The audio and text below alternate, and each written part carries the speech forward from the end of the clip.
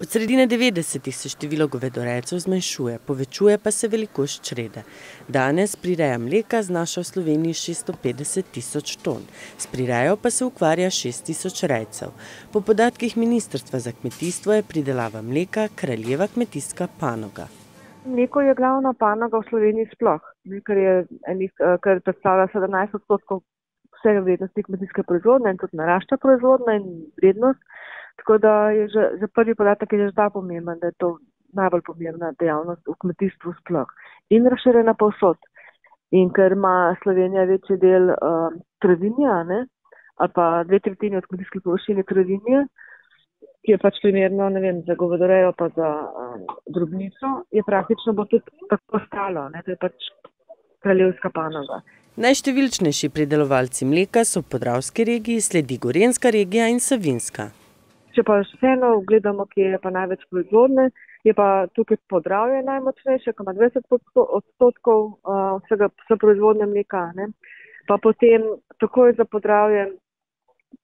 Podravjem prideta potem še Savinjska regija, na 3. mesto, na 2. je pa Gorenjska. Se pravi, Podravje 20%, Gorenjska ima nekaj manj kot 20%, potem pa že Savinjska regija, ki ima dobre 16%.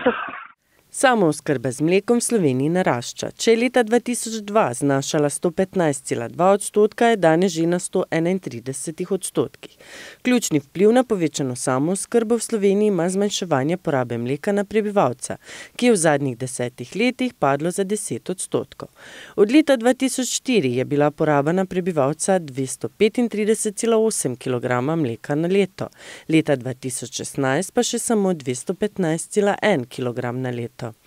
Celotno namolzeno mleko je v tem obdobju znašalo približno 600 milijonov kilogramov na leto.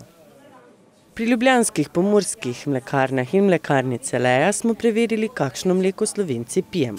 Ali ga polnijo s slovenskim mlekom, ali ga kupujejo iz tujine, od kod dobavljajo in kam izvažajo, ter kakšen nadzor so vzpostavili.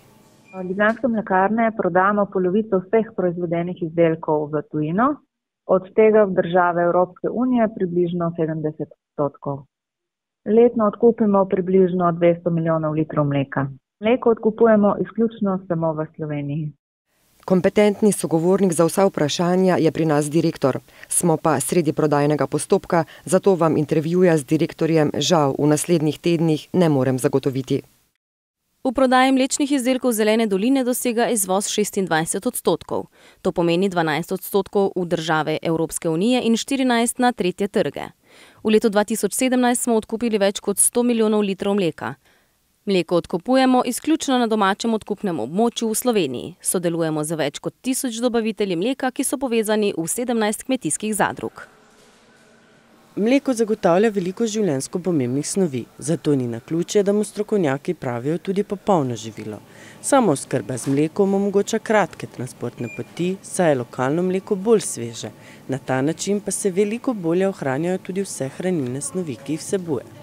Vse dokler bo pridelava mleka kraljevska panoga slovenskega kmetijstva, bomo zagotovo pili kvalitetno mleko.